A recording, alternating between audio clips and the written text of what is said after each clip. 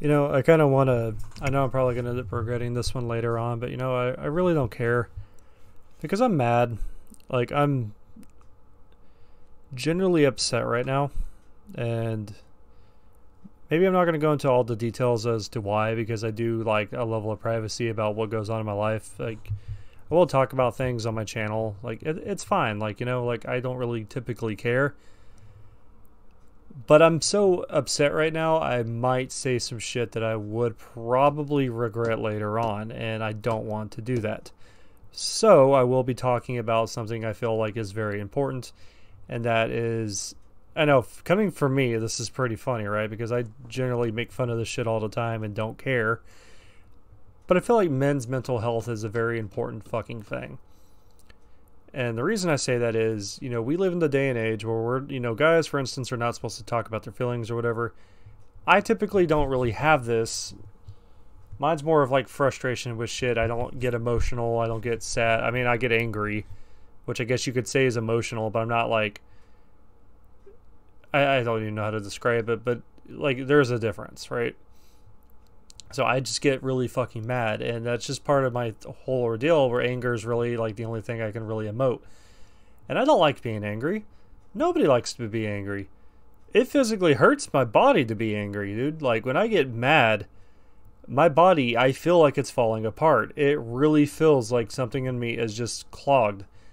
Like there's a conveyor belt or like a like some gears, right? And there's something like stopping the gears from fully turning, and you can tell the machine's like clearly in like distress, right? So, and I'm not one of those people that's going to be like, I'm going to punch a hole through a wall or I'm going to hurt somebody. What I typically do when I get so fucking mad is I end up hurting myself, not cutting myself or anything like that, but I will punch myself. And I do that because I don't want to damage anything and I don't want to end up hurting somebody. And it's not very often I do this. I'm not crazy or any of that stupid bullshit. But sometimes you just gotta like swing, And I don't have like a punching bag or anything like that. I had a punching bag when I was a teenager, and my mother's boyfriend that she was dating at the time used to be a really bad man, especially to me. So what I did one day is he got me so fucking mad, I got to the point where I was just like about to lose my fucking mind. I grabbed a machete and I chopped that fucking punching bag to little pieces.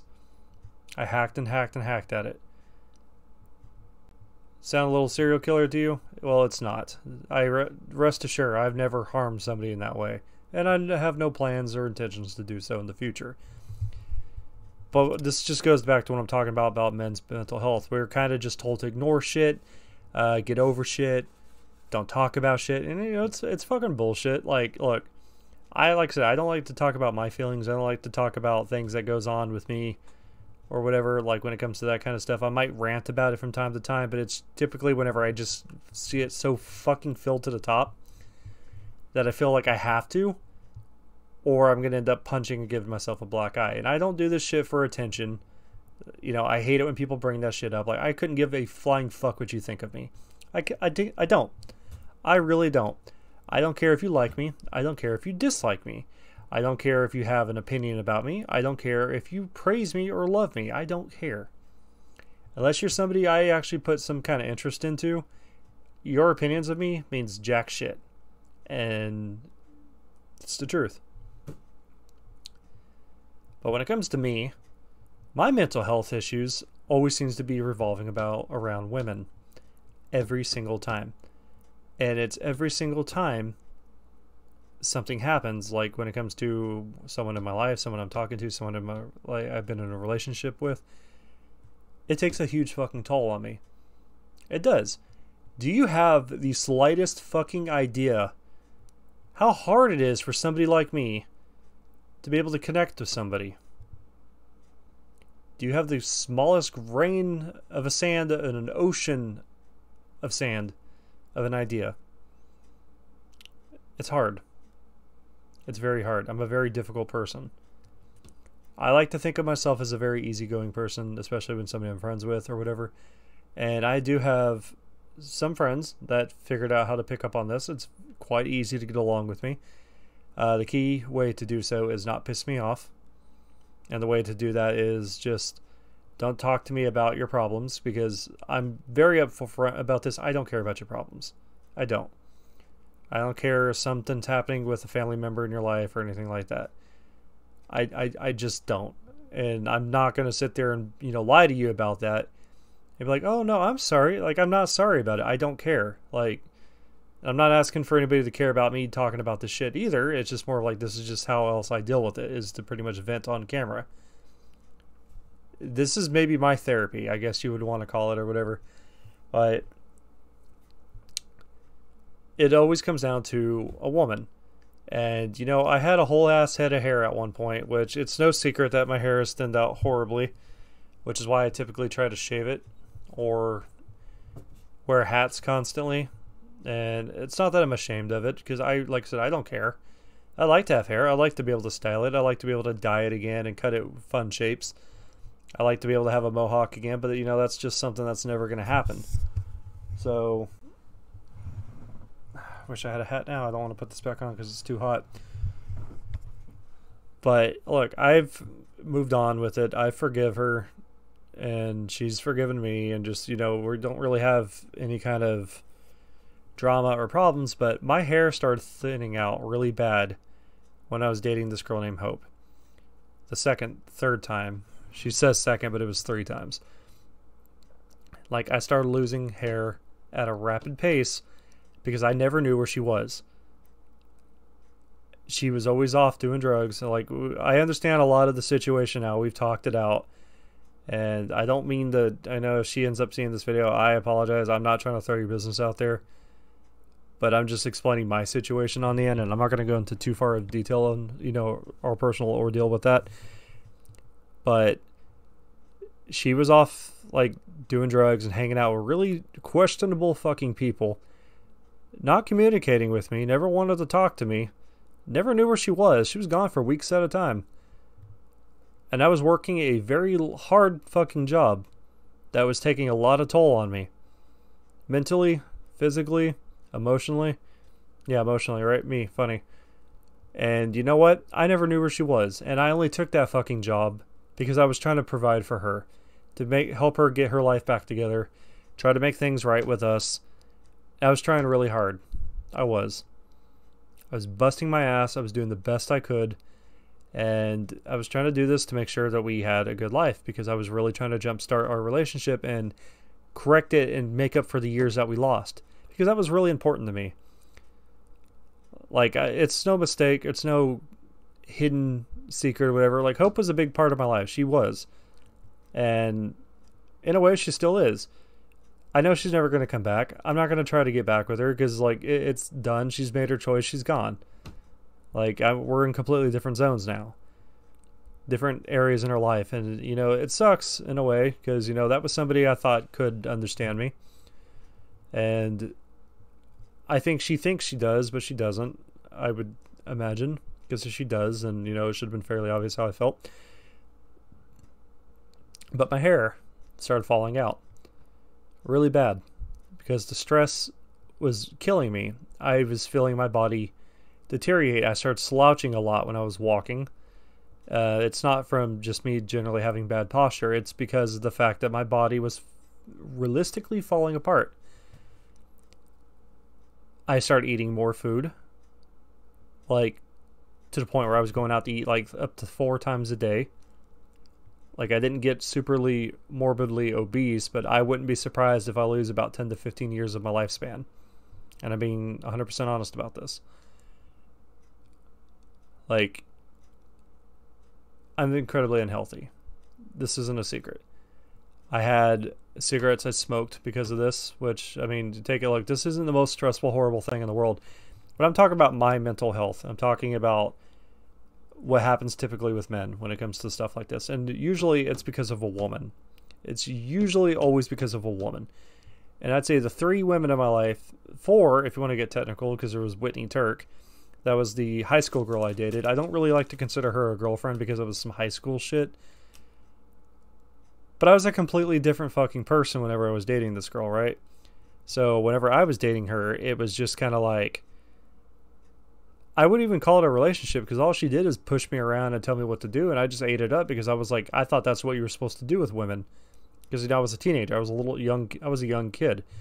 I thought we were supposed to just deal with all kinds of abuse because women don't have to be right. Happy wife, happy life. That's what I heard. That's what I heard from my fucking grandfather who was telling me about that. And that was the mentality I had when we were in that relationship. I let her do whatever she wanted. She cheated on me a bunch of times, and I just let it happen. Because I thought, like, oh, I can't lose her. I got to make sure she's happy. I got to, you know, just stupid shit like that. You know, like 14-year-old me. And when I finally got out of that shit, you know, I met Hope. And we had, I'd like to say, a pretty good relationship. It was very iconic and very impactful on my life. You know, I like to... like, I'm not going to sit here and say that I was innocent and everything. I wasn't. I did a lot of bad things and mistakes, and, you know, I regret it, of course, because, you know, it was somebody I cared about. I don't care about other people, but if I do care about a particular person, I want nothing bad to happen to them. You know, I'd like to imagine that's what a normal feeling of an emotion called love is. But yeah, I wasn't innocent. And I honestly deserve what happened between us with her leaving. But I tried really hard to make up to that, and I feel like I did. I busted ass. I not praised, like, you know, I just tried my very best to make amends for it. And she even told me, like, why couldn't you have been like this at one point? And then, you know, she had a lot going on in her life, and I'm not going to go into details because it's not my business to be spreading it out. But it took a big toll on me whenever she left the final time. Because I had to alter my life and living conditions and everything just to try to accommodate her, and she was gone. And I never knew what happened to her. Like, for all I knew, she was dead for like 5 years. Because we have a funny thing about me and Hope. We always seem to find each other at some point. It's just how it happens. It's like, if we don't talk to each other, we always seem to show up again. And I don't know if this is going to go on forever. I don't know if we're ever going to see each other again. I'm not openly trying to see her again or anything, so I don't want nobody taking that shit out of context. But it is what it is. But it took a big fucking hit on me, man. Like, it fucking destroyed me. I am so fucking cynical because of this. I dated this girl named Chance. I liked Chance. But I could never love Chance. And she was probably the best girlfriend I've ever had. She did a lot for me. She did a lot for my family. The problem with her, though, is she intentionally tried to provoke and antagonize me every single day. She really liked the idea of making me mad. If you know me, that's a big fucking no-no. You don't do that. My only real emotion I have is fucking anger. You know what anger does to somebody? It poisons your fucking mind. It makes you think things that you shouldn't think. It warps your fucking reality of situations. It ruins a man. And I put up with that for 3 years until I broke up with her, and then I got back with her because I started like thinking, like, you know, she was a really good person, which she is. And, you know, she's probably, out of all the girls I dated, I will talk the highest and the best about Chance. To the point that I helped her jumpstart her career, and she, as far as I know, still does it. I haven't talked to her in a couple of years. But I trusted her on that, and I put a good word. I don't put a good word for anybody whenever I try to get them employed.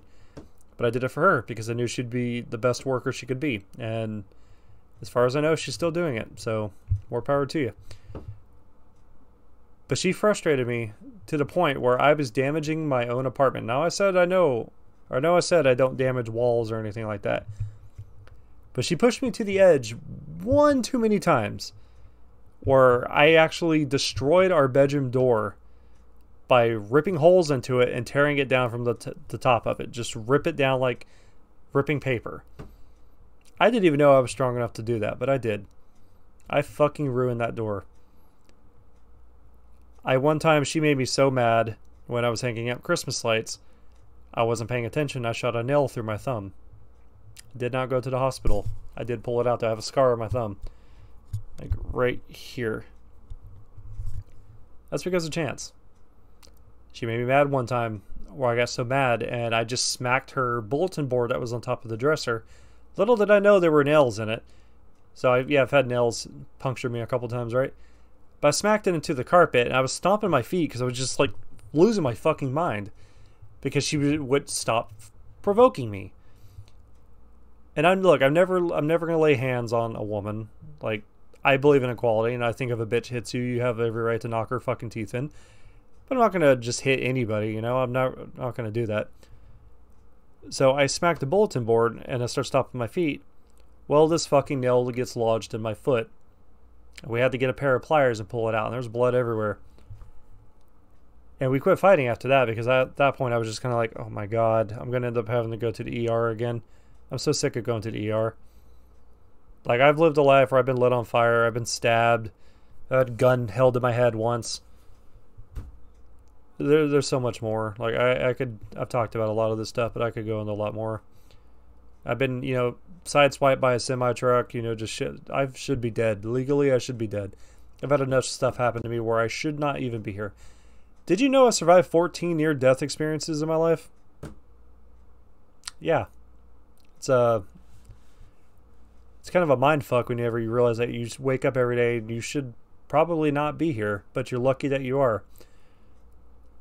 So, you know, we had Hope, we had Whitney, we had Chance, and then we had my child's mother. Now, I'll admit, I've not been the best.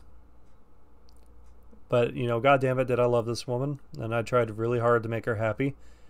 And I did haul her ass all the way out to California. But that's because I was living with some friends at the time. And, you know, you should probably never live with your friends because you can't really rely on other people, especially people that you're supposed to rely on. And I'm a firm believer of that, especially as of now. But one of them found out that I was having a kid. He bailed. The other one, he kind of bailed too. You know, not really saying anything. I kind of expect that at this point. Like, I'm still friends with these people, but, you know, people do that to me, and they don't really seem to care, and they don't really seem to understand what it does to me, which is why I get worse and worse every year, which is true. If you take a look at how I used to be back in 2008, completely different. I was 180 from what I was in 2009. 2009 was the start of me having a God complex. And that was because I, believe it or not, am very, very intelligent. I'm quite an intelligent person. I base everything I do around logic. I don't typically get emotions mixed into any kind of decision making I make. And I just got really full of it. Every year after that, I got a little worse. I never get any better. I always get a little worse. A little worse, a little worse. Maybe it's my disorder. I don't know. I don't really like talking about how I feel, especially to other people. I don't have a problem doing it on camera. But when it comes to me, especially talking to my friends, I don't want to talk about what goes on. And if I do, it's just because I'm just about to blow my fucking fuse. And so I kind of just spill shit out. And it gets dangerously close to that. But my child's mother, like, I love the girl to death. And I'm not going to talk about her business. But she's going to end up being the death of me. And I really believe this. I really believe that if anything is to happen to me, and this isn't me being suicidal or some stupid shit, so fuck off with that bullshit. I'm not looking to die. I'm not looking to end my life any sooner than it's going to end. But my stress levels are so fucking high. And, like, you can hear my voice. My voice is starting to go out because I'm just... That's not even me from yelling, dude. I'm not even yelling. It's just I'm losing my fucking mind. I'm legit going crazy. And I don't know what to do about it. And I'm not going to seek help. I'm not going to go talk to anybody. It's not going to make me lose my mind and harm somebody. I'm not going to be a danger to anybody. If I was to be a danger to anybody, it'd be to myself. And that wouldn't be physically. It'd be mentally. Because I am slowly deteriorating and it's getting worse. And it, like I said earlier, it is so hard for me to find somebody who can relate and understand with me because nobody takes the time to do so. And the ones who say they do understand me, you don't. You absolutely fucking don't. And I allow you to think you do. Because it's just easier for me to not, argue with you. I have a couple friends, like 3 or 4 of them, who all say, yeah, I understand you. You don't. Unless you are somebody like me, you're not going to get somebody like me. You're not going to understand somebody like me. You're not going to be able to fucking 100% inside and out relate with that. You're not.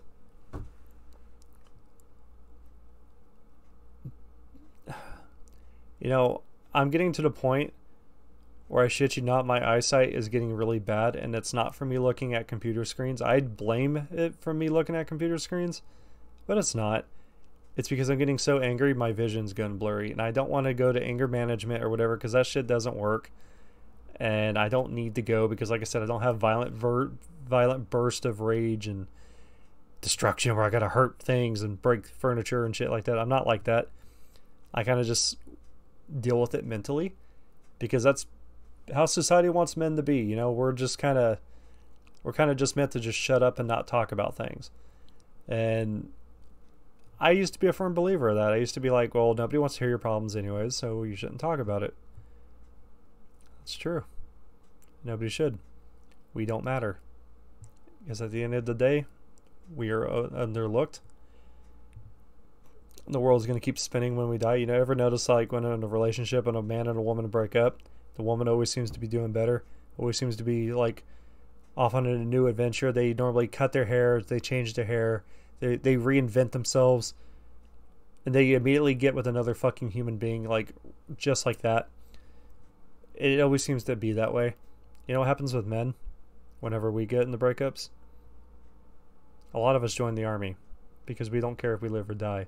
A lot of us end up committing suicide. The suicide rate for men is so vastly high compared to women. It's not even funny. I don't know if you were aware of that, but it's true. It's a serious thing, man.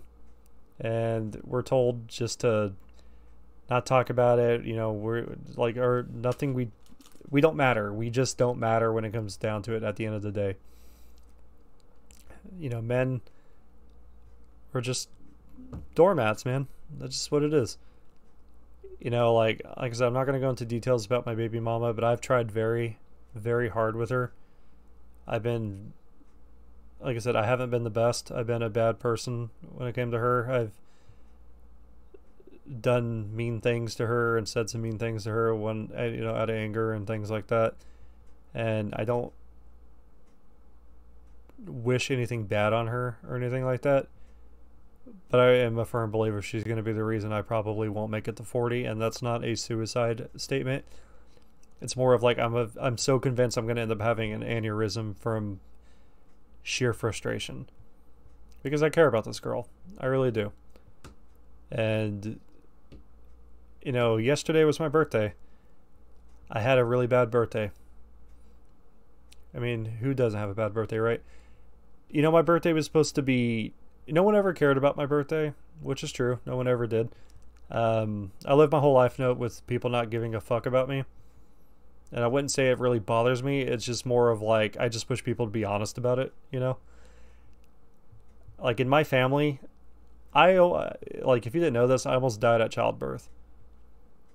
And you would think that your parents would take a lot of special interest in you over that, right? You would think that they'd be like, hey, I'm glad you didn't die, but you know what? Both my parents suck. They do. They don't give a shit about me. They don't. My dad, dead ass today, or yesterday on my birthday, waits till like nearly 8 o'clock at night to be like, oh, hey, happy birthday. As if the motherfucker forgot. like, yo, like, hello. My mom, out of all of my siblings, I am her least favorite. I should be the one you care the most about. This isn't me with mommy issues or anything, so keep that bullshit out, because I don't have mommy issues. It's just, like I said, I'd like it if people could be honest about it. That's where I come from when I talk about this. Mom really just treated me like the black sheep in the family, right? And like I said, I mean, I'm not eating myself up over it. It is what it is. It happened. Who cares? Move on. But, like... I don't even know. I really don't know.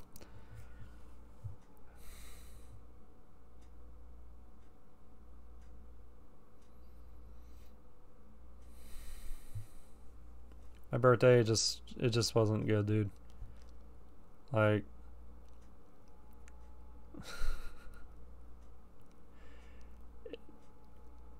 I thought it was going to be cool because me and my daughter, we get to have a daddy-daughter day because we have the same birthday. I figured like we can have fun every single year. You know, being together because we're a family. You know, me and my daughter spend time. Well, me and, you know, my child's mother break up, and, you know, she moves away. She moves about 4 hours away, 4 or 5 hours, depending on traffic.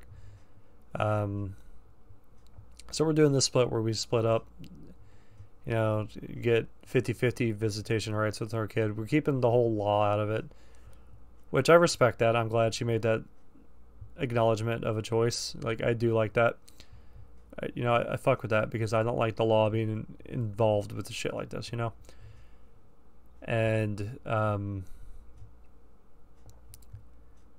realization hit that I'm never going to have a good, solid birthday because she obviously has to be there because of her daughter. Now, we're not together, so this means that I cannot escape from her on the day that's supposed to be sacred with me and my kid. The day that we're both alive. That we were born, I should say. Because my child's mother's going to be there. And we're not together. So I feel like in a sense it's kind of robbing precious time with me and my kid. And I don't want to like exclude her from seeing my daughter. You know, it's a very slippery slope. It's a very complicated feeling I have about this. Because we're not a family anymore. Because she's gone.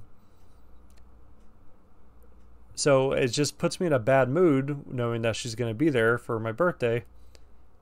And you know, she don't give a shit about it being my birthday. She don't give two fucks about that. Like, I don't want to talk about her business or anything like that, but she's a very selfish fucking person. I've been told I'm selfish, but you know what? I disagree with that wholeheartedly. I can see myself being selfish, but I'm not a greedy person by any means. I don't ever put myself before anybody else, which is true. I never do. My friends, I always put them before me. My family, even if I don't like them, I put them before me. I don't put myself before anybody. And that is one of my pet peeves.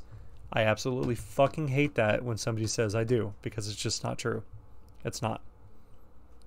I put my own money, my enjoyment, my well-being, everything for someone else over myself. Because you want to know what I do in my free time? I sit right here. I play video games, or I'm talking to you directly like this. That's what Justin does. That's what Bazby does. For myself. You know what I do for other people? I make plans with them. I accommodate them to make them happy. If we're hanging out, I ask them, what do you want to watch? It's true. I do have this meme where, like, when I hang out with my friend Justin, or Singleton, if you know him like that, I like to control what we do for that day. And that's just because, like, he's going to end up doing, you know, whatever I do, and he's going to have fun doing it. So, to me, I don't feel like that's an issue. But, like, in relationships, oh, yeah, all the time. You always get to choose what we do. I like you to pick out where we go to eat. If we're going to watch TV or movie, I want you to pick. I want you to have fun, especially with me. I want you to have a good time. And that's what's really important to me. You know, my love language is quality time. How funny is that? I would have assumed it's physical touch because I'm actually somebody who likes to cuddle. I'm somebody who likes to caress and kiss. You know, that I'm like one of those people. It's quality time. Because nothing makes me happier than spending time with the people I care about. Who would have known, right?